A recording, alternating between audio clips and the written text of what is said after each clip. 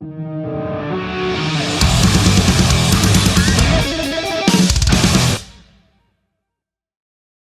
to the Everblack podcast. I'm JD, and be still my Irish heart, we have Tim Brennan from Dropkick Murphys joining us today. Thank you so much, mate. Really appreciate you taking the time. My pleasure. Thank you for having me. So we haven't seen the Murphys on a headline tour for 7 long years. How has the Dropkick's performances evolved since then, and what can people expect from this tour? We've got a bunch of new songs under our belt since the last time we were in Australia. So there's gonna be we did last time we were down there was 2018, I believe. So since then we put out Turn Up That Dial during the pandemic, and then we did the two Guthrie acoustic records and stuff, and then we're actually about to, after this trip, we're going to go into the studio and record a new album. We've got a good batch of newer stuff to play since the last time we were down in Australia, so that'll be fun.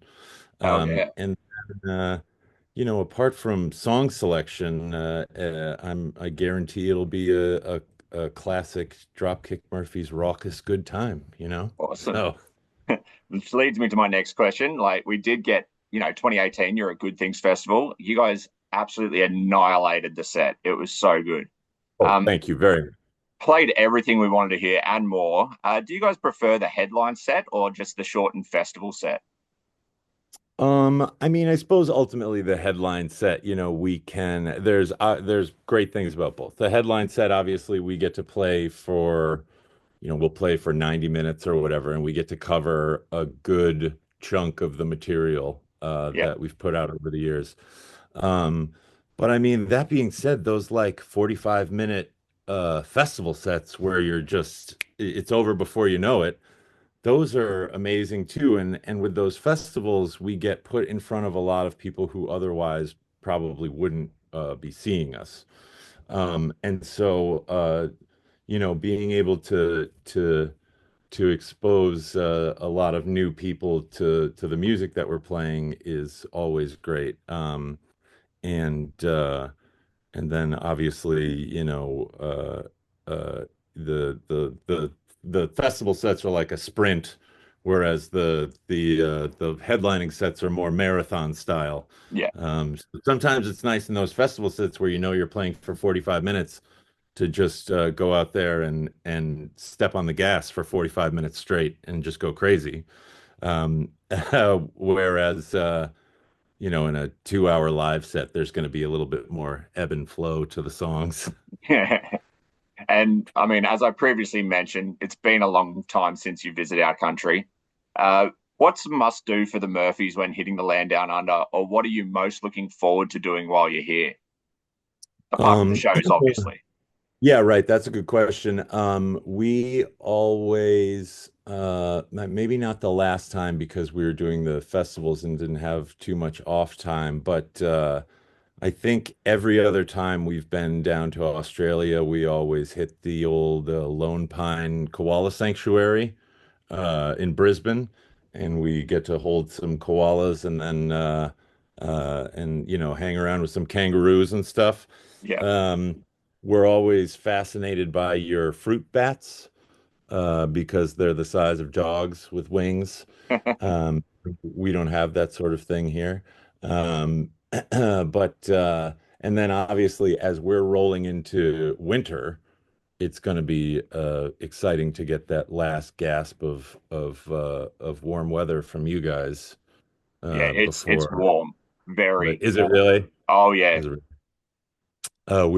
We had rehearsal. I just came from rehearsal a little bit ago, and uh, part of the discussion was what the hell do we pack? Because uh, it's going to be we're like I said, we've now moved into the colder months, starting to get to the colder months here.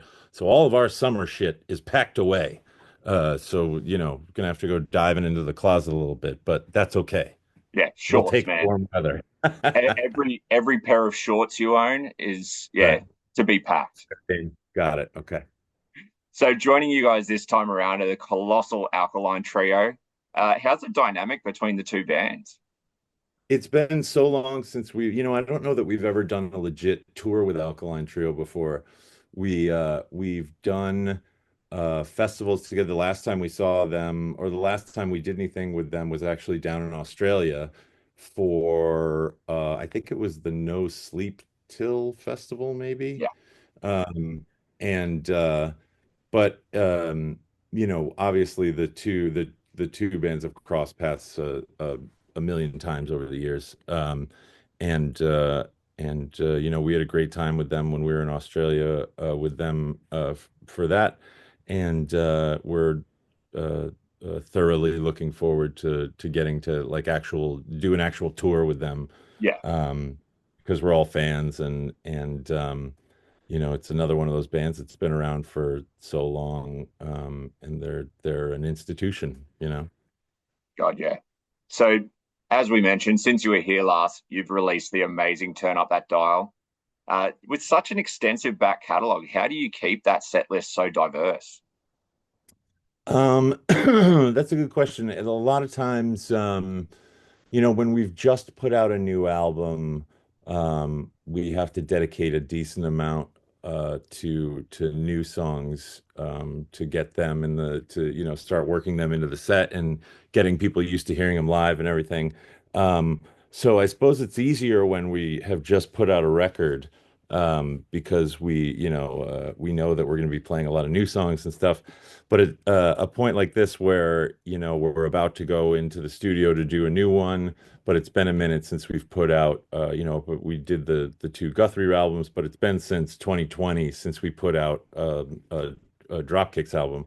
Yeah, um and so at this point it's like it runs the game. The sets we have been playing have been doing a good job of sort of running the gamut from the earliest stuff to the most current. But you know, uh, uh, a lot of times it's up to a combination of the songs that we want to play, honestly, and what we know that people are looking to hear. And between those, the songs that we know we have to play for everyone every night, and the songs that we are currently enjoying playing, that usually makes up a good part of the set. But it does. That being said, we do change it every time. Every city we roll into, Ken is looking at the last, six times that we've been there over the years and comparing all those sets versus what we've been doing recently. And so a lot of thought goes into those. And then, on this trip specifically, there's going to be a couple places where we play two nights in the same venue. And we're not the type of band that's going to play the same set list two nights in a row at the same place. yeah, So that's going to be fun getting to have so much diversity in the songs that we're playing. Um, but so yeah, people are going to hear a little bit of everything, I'm sure. awesome. Now, you've yourself cemented yourself in as one of the best multi-instrumentalists in the punk scene. Is there an instrument you can't play that you wish you could?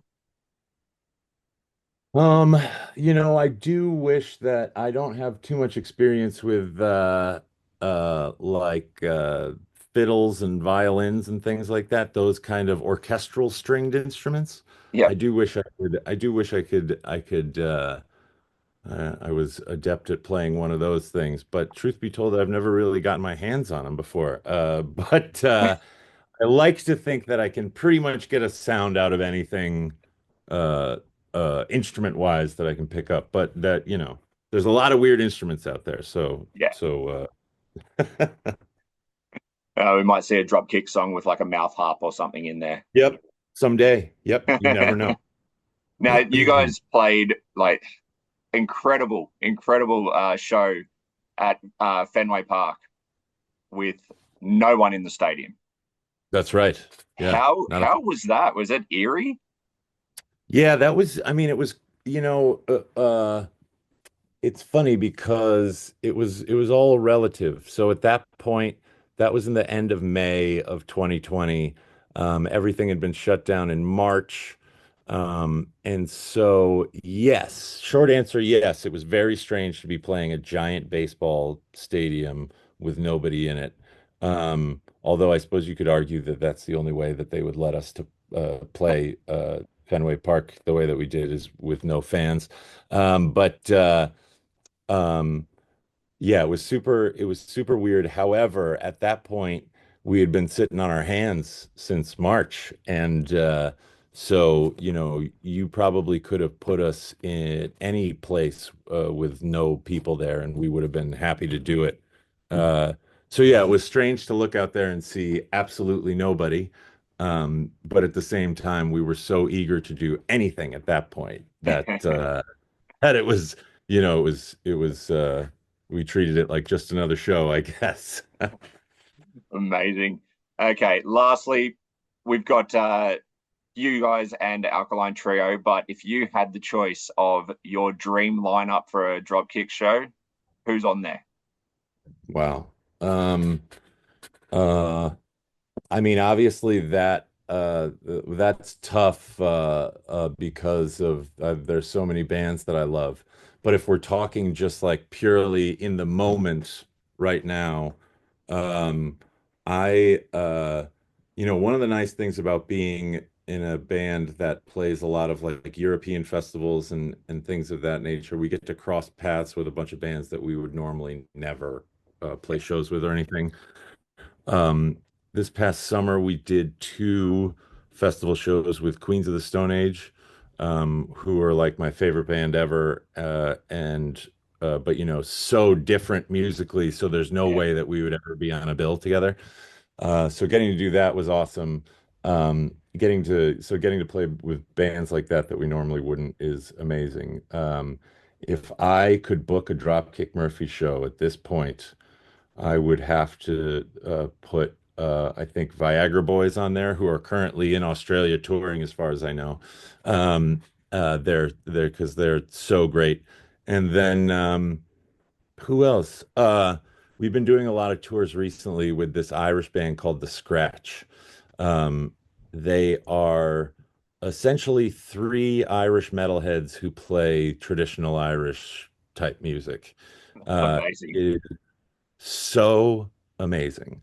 Their songs are so great. They're so amazing live. And then on top of it all, they're some of the funniest, nicest people that you'll ever meet in your entire life. So even though we've spent the last 2 years touring with them, the Scratch would also be on my dream show because God, I love those guys. Of Amazing, dude. Well, thank you so much for joining us today. We really appreciate you course. taking the time.